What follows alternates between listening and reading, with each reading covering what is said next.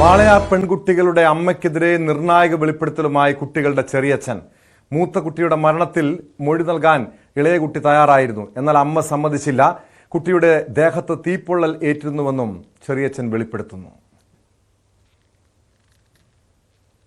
ഇതൊക്കെ നോക്കുന്ന സമയത്ത് അവിടെ ഒരു 3-4 ചാക്ക് കുപ്പിയുണ്ടാവും. 1/2 ലിറ്ററിൻ്റെയും 1 ലിറ്ററിൻ്റെയും. ഈ വ്യക്തിയും ഞാനും കൂടെയാണ് ഇതിനെ പെറുക്കിയൊക്കെ കളഞ്ഞത്. ഈ രാജൻ പറഞ്ഞ അത് കഴിഞ്ഞ് അപ്പുറത്തെ റൂമിൽ പോയി നോക്കുമ്പോൾ ഒരു 10-15 ആൾക്കാർ ചീട്ട് കളിച്ചതിൻ്റെയും ഇതിലൊക്കെ തൂക്കിങ്ങനെ വെച്ച് ഇരുന്നിട്ട് ഒരു 8-9 ചീട്ടുകെട്ടും അവിടെ. അപ്പോഴാണ് ഞാൻ ഈ മാറിൻ്റെ ഇടവ മാറുവിൽ ഒരു തീപ്പൊള്ളിയുമായൊരു പാടും തൊടയിലൊരു പാടും കണ്ടത്. അല്ല എൻ്റെ കാഴ്ചപ്പാടിൽ കാണുമ്പോൾ ഒരു വീഡിയോ എത്തിച്ചിട്ട് കുത്തിയമേലുള്ള പാടം, അല്ലാണ്ട് വലുതായിട്ടൊന്നുമില്ല. വീട് വലിച്ചിട്ട് തീ പൊള്ളിച്ചത് കമ്പി വെച്ചാണ് പറഞ്ഞ നീളത്തിലുള്ള ഉണ്ടാവുക. അതെ, ഇത് നമ്മളെ നെറ്റി പൊട്ട് വെച്ച മാതിരിയാണ് ഉണ്ടാകുന്നത്. മാറിടത്തിലും തൊടയിലും വലത്തെ തൊടയിലും ഇടത മാറും. അവിടെ വീട് വലിക്കുന്നത് ശിവവും വലിക്കും സാജിയും വലിക്കും, രണ്ടുപേരും വലിക്കും. ആയിഷത്തുൽ ഷംന ചേരുന്നുണ്ട് വിവരങ്ങളുമായി.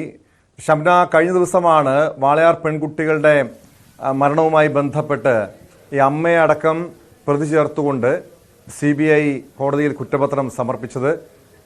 പക്ഷെ ഇവിടെ ഒരു വളരെ നിർണായകമായിട്ടുള്ള, ഈ കേസിൽ വളരെ നിർണായകമായിട്ടുള്ള വെളിപ്പെടുത്തലാണല്ലോ ഈ ചെറിയച്ഛൻ, കുട്ടികളുടെ ചെറിയച്ഛൻ ഇപ്പോൾ നടത്തിയിരിക്കുന്നത്. ഈ കേസിൽ എത്രത്തോളം നിർണായകമായിരിക്കും ഈ ചെറിയച്ഛൻ്റെ അതായത് അച്ഛൻ്റെ സഹോദരൻ്റെ മൊഴി? ഇദ്ദേഹത്തിൻ്റെ മൊഴി CBI രേഖപ്പെടുത്തിയിരുന്നോ നേരത്തെ?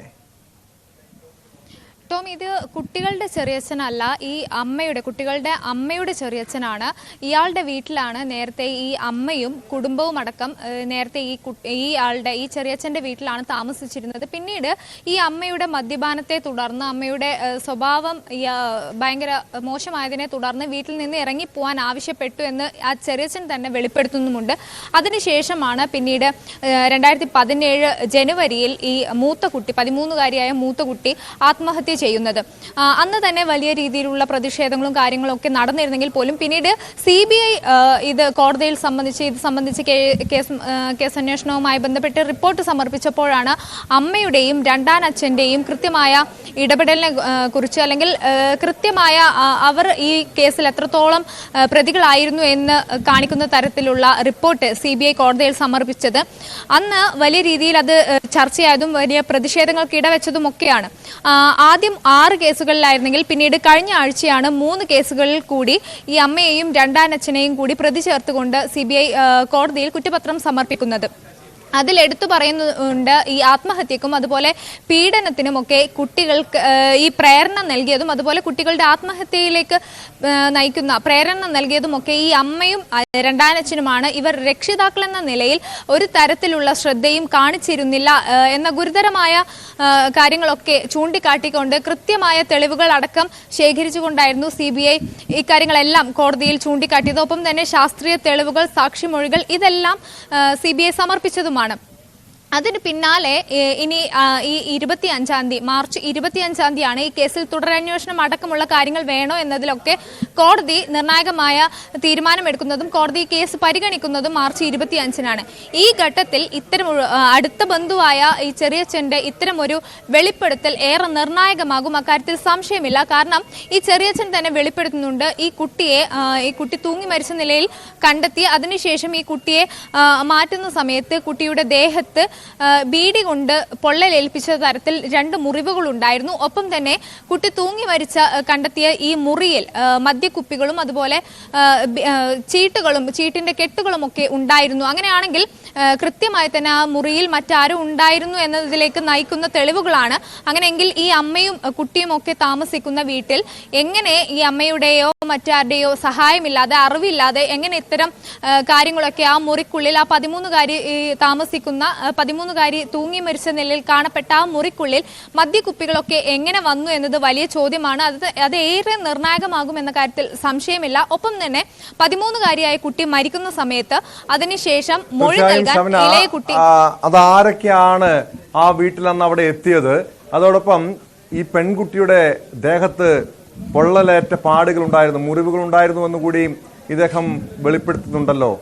അതേക്കുറിച്ച് എന്തൊക്കെ കാര്യങ്ങളാണ് വിശദീകരിച്ചിരിക്കുന്നത്?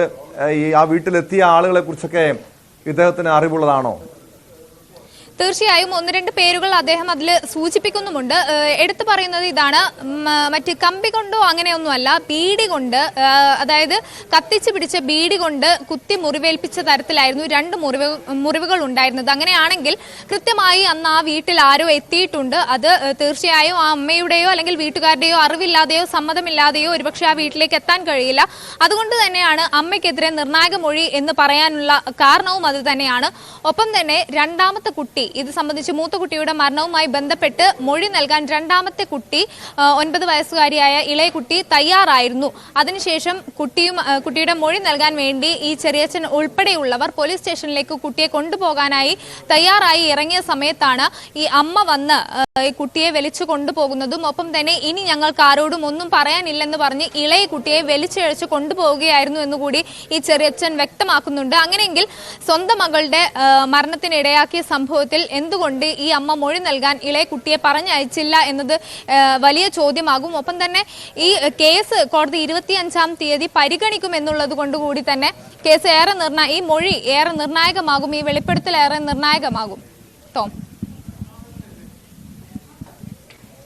തീർച്ചയായും അതുകൊണ്ട് തന്നെ CBIയുടെ അടുത്ത നീക്കം എന്തായിരിക്കും? ഈ കേസുമായി ബന്ധപ്പെട്ട് ഇത്തരം ഒരു നിർണായക വെളിപ്പെടുത്തൽ വന്ന പശ്ചാത്തലത്തിൽ കൂടുതൽ പേരുടെ മൊഴിയെടുക്കുമോ? മാത്രമല്ല, ഇപ്പോൾ ഇദ്ദേഹം ചെറിയച്ഛൻ സൂചിപ്പിച്ചതുപോലെ ഈ കുട്ടിയുടെ ശരീരത്തിൽ എങ്ങനെ മുറിവേറ്റു, അതിൽ അമ്മയ്ക്ക് പങ്കുണ്ടോ?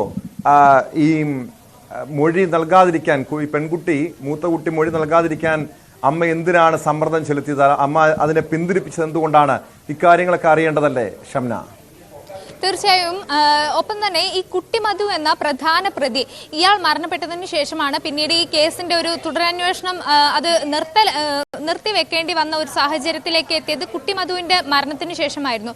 പക്ഷേ ഈ കുട്ടി മധു അടക്കം പ്രതിയായ കേസിൽ ഈ അമ്മ കൂടി ഒരു പ്രധാനപ്പെട്ട പ്രതിയാണ്, അല്ലെങ്കിൽ പ്രതിയെ സഹായിച്ച ആളല്ല, മറിച്ച് പ്രതി തന്നെയാണെന്നാണ് CBI വ്യക്തമാക്കുന്നത്. അതുകൊണ്ട് തന്നെ കേസ് റീഓപ്പൺ ചെയ്യുന്ന കാര്യത്തിൽ അടക്കമാണ് കോടതിയുടെ 25-ാം തീയതി കോടതിയുടെ നിർണായകമായ തീരുമാനമുണ്ടാവുക, കേസ് പരിഗണിക്കുന്നതെന്നാണ്. ഒപ്പം നേരത്തെ തന്നെ 2 കേസുകളിൽ ഈ അമ്മയ്ക്കും രണ്ടാനച്ഛനുമെതിരെ നിലവിൽ 9 കേസുകളാണ് CBI രജിസ്റ്റർ ചെയ്തിട്ടുള്ളത്. പക്ഷെ അതിൽ 2 കേസുകളിൽ അറസ്റ്റ് രേഖപ്പെടുത്തുന്നതിനടക്കമുള്ള റിപ്പോർട്ടുകൾ ഇപ്പോൾ CBI കൈമാറിയിട്ടുണ്ട്. ഒപ്പം തന്നെ അതിലേക്ക് നയിക്കുന്ന നിർണായകമായ തെളിവുകൾ, സാക്ഷിമൊഴികൾ, മറ്റ് ശാസ്ത്രീയ തെളിവുകൾ അടക്കം CBI കോടതിയിൽ സമർപ്പിച്ചിട്ടുണ്ട്. ഇതിന്റെ അടിസ്ഥാനത്തിൽ തന്നെ അറസ്റ്റ് അടക്കം CBI ആവശ്യപ്പെട്ട ഘട്ടത്തിൽ കൂടി ഇങ്ങനെ ഒരു വെളിപ്പെടുത്തൽ വരുമ്പോൾ അതേറെ നിർണായകമാകും. ഇനി ഈ CBI നേരത്തെ സൂചിപ്പിച്ചതുപോലെ തന്നെ, നേരത്തെ റിപ്പോർട്ട് കൊടുത്ത പോലെ ആ 2 കേസുകളിൽ അറസ്റ്റ് അടക്കമുള്ള നടപടികൾ വേഗത്തിലാക്കാൻ തന്നെയായിരിക്കും CBIയുടെ തീരുമാനം. ടോം, ആയിഷത്തുൽ ഷംനയാണ് വിവരങ്ങൾ നൽകിയത്. വാളയാർ പെൺകുട്ടികളുടെ മരണവുമായി ബന്ധപ്പെട്ടാണ് നിർണായക വെളിപ്പെടുത്തൽ ഉണ്ടായിരിക്കുന്നത്.